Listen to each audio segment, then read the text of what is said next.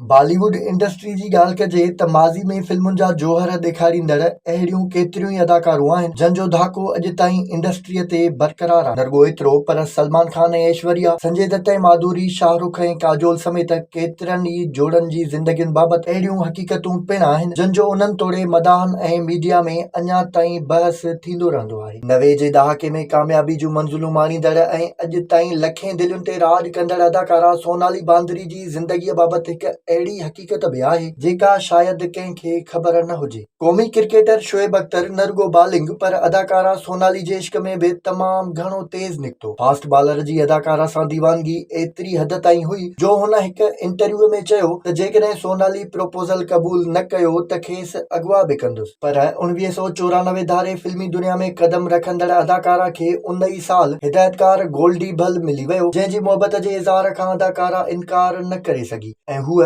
अॼु 48 सालनि जी उमिरि ताईं संदसि हमसफ़र बणियल आहे। सोनाली बांदरी कैंसर जे मूज़ी मर्ज़ खे बि बहादुरीअ सां शिकस्त ॾेई चुकी आहे ऐं हाणे पंहिंजे कुटुंब सां ख़ुशगवार ज़िंदगी गुज़ारे थी। विज़िट कयो अवामी आवाज़ मीडिया ग्रुप जी वेबसाइट awamiawaz.pk